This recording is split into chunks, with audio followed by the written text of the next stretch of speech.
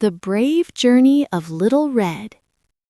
In a cozy cottage at the edge of the whispering woods lived a girl named Elara, though everyone called her Little Red.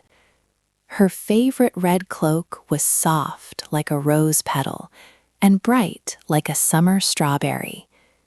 Today, the morning sun was warm on her cheeks, and the air smelled of sweet vanilla and wild clover. "Take these honey cookies to Grandma Greta," her mother, Marilla, said with a gentle smile. She tucked a checkered cloth over the wicker basket, which felt heavy and warm. "Remember, Elara, stay on the golden path and do not stop to talk to anyone you don't know." The whispering woods were filled with tall, ancient trees that seemed to reach for the fluffy clouds. Tiny blue birds chirped a happy tune, fluttering around Elara as she skipped along the winding path.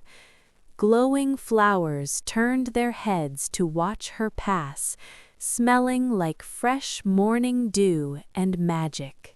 Suddenly, a large, fluffy tail swished from behind a silver birch tree.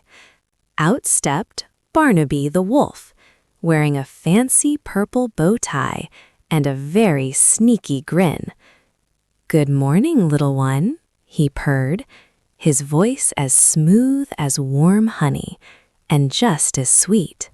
"Why not pick some of those shimmering lilies for your grandma?" Barnaby suggested, pointing his paw away from the path. Elara looked at the beautiful, sparkling blossoms and forgot her mother's warning for just a moment. As she reached for a flower, Barnaby sipped away through the thicket with a quiet chuckle. Barnaby reached Grandma Greta's house first and knocked gently on the door.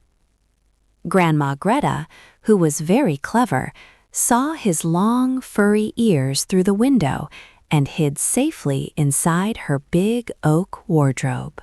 Barnaby put on Greta's spare lace nightcap and tucked himself into her big, cozy quilt. Elara arrived soon after and tiptoed to the bedside, noticing something felt a little bit different.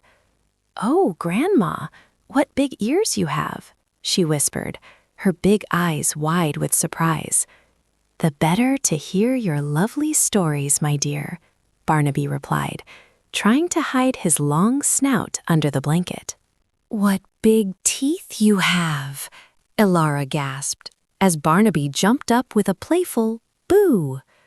Just then, Silas the woodcutter heard the noise and burst through the door to see what was happening. Barnaby was so startled that he tripped over the rug, and out popped Grandma Greta from her hiding spot. Grandma Greta hugged Elara tightly, her sweater smelling like lavender and old books. Silas helped Barnaby out of the quilt, and the wolf promised to use his nose for finding lost socks instead of tricking people. They all decided to be friends and sat down to share the honey cookies. As the sun set, painting the sky in shades of orange and pink, Elara walked home with Silas.